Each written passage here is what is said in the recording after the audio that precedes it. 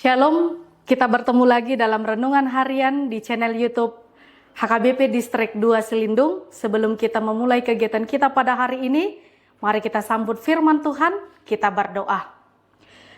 Terima kasih Tuhan Yesus untuk penyertaan-Mu yang masih memberkati kami pada saat ini. Engkau masih memberikan nafas kehidupan kepada kami. Pada saat ini Tuhan, kami hendak ingin mendengarkan firman-Mu. Kiranya Engkau memberkati hati dan pikiran kami, supaya kami mengerti akan firman-Mu. Di dalam nama Anak-Mu kami berdoa dan mengucap syukur kepadamu. Amin. Firman Tuhan yang menyapa kita pada pagi hari ini tertulis dalam kitab Ester, pasal yang ke-9 ayat 22. Demikian firman Tuhan.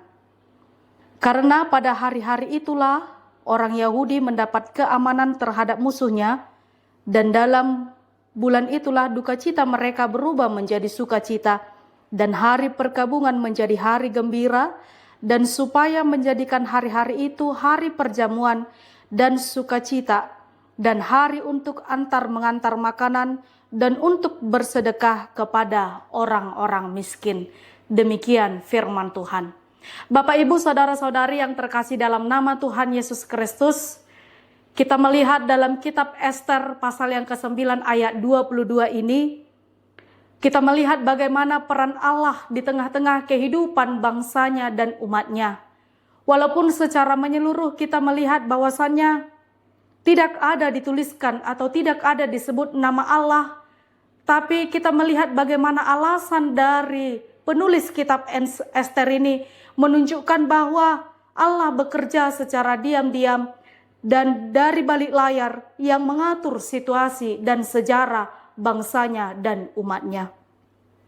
Di dalam kehidupan kita ini, musim kehidupan kita datang dan pergi silih berganti. Kadang juga kita merasakan sukacita dan terkadang juga kita merasakan duka cita. Kadang kita berada di posisi di atas gunung dan kadang juga kita berada di bawah lembah yang kelam. Walaupun berulang kali kita lalui duka cita, kita lalui penderitaan, kita melalui kesulitan.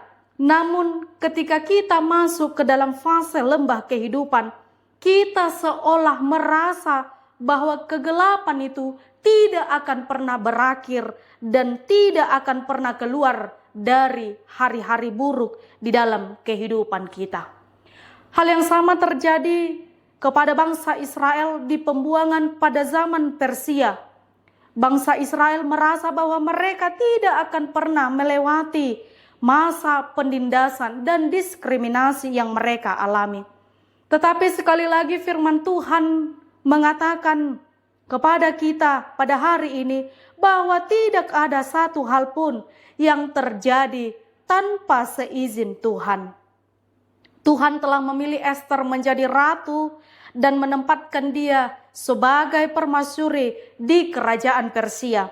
Bukan hanya untuk menikmati segala kekayaan, bukan hanya untuk menikmati segala kemewahan dari bangsa penjajah, tetapi untuk melepaskan bangsa Israel dari penindasan, dari kebinasaan. Lalu Ester menghadap Raja Ahasweros untuk melepaskan bangsa Israel dari kebinasaan. Dan di akhir cerita, sejarah membuktikan bahwa keberanian dan rela berkorban dari Ester membuahkan keselamatan dan sukacita yang besar bagi seluruh bangsa Israel. Dan demikianlah firman Tuhan pada hari ini. Tibalah bagi bangsa Israel yang disebut metamorfosis rohani. Ada perubahan, ada pembaharuan oleh peran Allah dan peran Roh Kudus. Ibarat seperti ulat berubah menjadi kepompong dan merubah menjadi kupu-kupu yang sangat indah. Demikianlah kehidupan rohani manusia lama meninggalkan menuju kepada manusia yang baru. Dan di ayat ini juga Bapak, Ibu, Saudara-saudari kita diingatkan supaya sukacita kita itu juga berbuah, yaitu mampu bersedekah kepada orang-orang miskin. Jadi Bapak, Ibu, Saudara-saudari, firman Tuhan menguatkan kita. Walaupun kita pada saat ini mengalami banyak pergumulan, walaupun kita pada saat ini mengalami banyak kesulitan-kesulitan, ingatlah yang kita alami pada hari ini, itu semua tidak untuk selamanya. Ada perubahan, ada mujizat ketika kita mampu tinggal diam bersama dengan Tuhan. Nah, demikian juga ketika kita menghadapi sukacita, kita jangan lupa untuk membantu dan menolong saudara-saudara kita supaya mereka juga dapat merasakan sukacita yang daripada Tuhan. Oleh sebab itu Bapak Ibu saudara-saudari yang terkasih dalam nama Tuhan Yesus Kristus, firman Tuhan mengingatkan kepada kita pada hari ini, kita ingin melihat bagaimana peran Tuhan itu ada selalu bersama-sama dengan kita. Kiranya Tuhan memberkati kita melakukan segala aktivitas kita. Amin. Mari kita berdoa. Terima kasih Tuhan Yesus untuk sapaan firman-Mu pada hari ini yang menguatkan kami. Walaupun pada saat ini kami mengalami banyak pergumulan, banyak penderitaan, dan banyak kesulitan. Tapi kami yakin dan percaya melalui firman-Mu pada hari ini, Engkau mampu menguatkan kami, sehingga kami dapat berserah kepada Engkau.